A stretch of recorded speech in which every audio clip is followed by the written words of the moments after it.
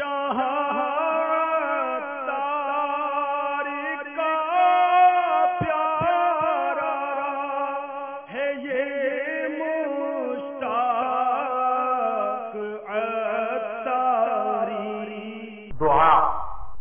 اس لفظ کو ہم اچھی طرح جانتے ہیں، دعائیں کرتے بھی ہیں، دعاؤں کے لیے کہتے بھی رہتے ہیں، حضرت میرے لیے دعا کیجیے گا، ہم آپ کے لیے دعا کرتے ہیں۔ یہ لفظ دعا ہمارے لیے نیا نہیں ہے، لیکن دعا سے متعلق ہماری معلومات بہت کم ہیں، اور دعا کے معاملے میں ہمیں جو کچھ معلوم ہے وہ اتنا ہے کہ نماز کے بعد ہاتھ اٹھا کر دعا مانگی جاتی ہے، امام صاحب مانگتے ہیں، ہم نے آمین کہہ دیا۔ وہ بھی وہ لوگ جو 5 وقتہ نماز پڑھتے ہیں، کیا جمعے والے دن نماز ہوتی ہے، امام صاحب دعا مانگتے ہیں، دعا تھوڑی سی اگر لمبی ہو جائے تو ہمیں پریشانی شروع ہو جاتی ہے۔ یہ ہمارا حال ہے، یا پھر کبھی ہم پر کوئی افتاد آن پڑے، کوئی پریشانی ہو، کوئی مصیبت ہو، تو پھر ہم دعا کرتے ہیں، یہاں جاتے ہیں، وہاں جاتے ہیں، ایک سے دعا کے لیے کہا، سے دعا کے لیے کہا، لیکن اس میں بھی دل جمعی کے ساتھ، یکسانیت کے ساتھ، توجہ کے ساتھ، یکسوئی کے ساتھ ہم دعا نہیں کرتے۔ یہ تو ایک بات ہے۔ دوسری بات یہ ہے کہ ہماری دعاؤں کا محور کیا ہوتا ہے، ہماری دعائیں کن آرزوؤں پر مشتمل ہیں۔ تو اگر بنظر غور جائزہ لیا جائے تو ہماری دعا میں سوائے دنیاوی حاجتوں کے اور کچھ نہیں ہوتا۔ یہ اکثریت کا حال ہے، لیکن اکثر حکم الکل، اکثر کا حکم جو ہے وہ کل کے برابر ہوتا ہے۔ ہماری دعا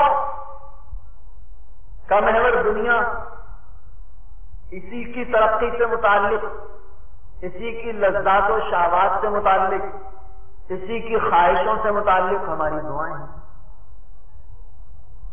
مگر آخرت کے لیے، قبر و حشر کے لیے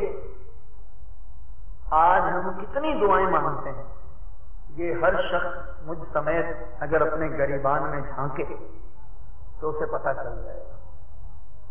رہی 5 وقت کی نماز، ہو سکتا ہے کسی کے ذہن میں یہ سوال ہو کہ جی 5 وقت میں تو دعا مانگتا ہوں، بڑی اچھی بات ہے، مانگنا چاہیے اور مانگا کریں۔ یہ نہ سوچیں کہ یہ مختصر سی دعا ہے، اس میں ہمیں کیا ملے گا۔ یہاں پر مجھے امیر اہل سنت دامت برکاتہ عالیہ کا بڑا پیارا واقعہ یاد آیا۔ مکہ شریف میں آپ نے ارشاد فرمایا کہ نماز کے بعد جو ہم فرضوں کے بعد دعا مانگتے ہیں، اللہم ربنا آتنا فی الدنیا وغیرہ، تو آپ فرماتے ہیں کہ ایک دن میں دعا مانگ رہا تھا تو میرے ذہن میں ایک خیال آیا کہ یار روز یہی مخصوص دعا ہم مانگتے ہیں، ہر نماز کے بعد یہی اللہم ربنا آتنا، یا اللہم انت السلام، یا اللہم اغفر وارحم، اللہم اعنا علی ذکرک وشکرک وحسن عبادتک، یہ مخصوص دعائیں، روز یہی دعائیں، روز یہی دعائیں۔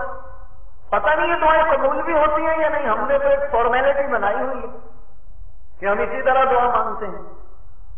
تو پھر فرماتے ہیں کہ میں یہ سوچ ہی رہا تھا اور دعا بھی مانگ رہا تھا کہ مانگ مجھے چھینک آئی، پر حدیث پاک کا خلاصہ یہ ہے کہ چھینک دعا پر شاہد عادل ہے، جس دعا میں چھینک آ جائے وہ دعا اللہ تعالیٰ قبول فرماتا ہے۔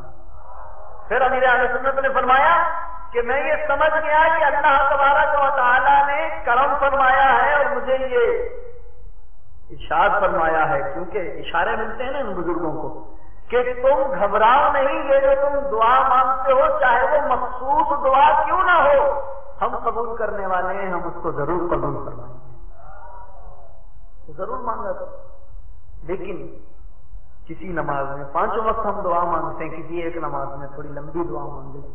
صلو علی الحبیب صلی اللہ تعالی علی محمد۔ مجھے اپنی اور ساری دنیا کے لوگوں کی اصلاح کی کوشش کرنی ہے۔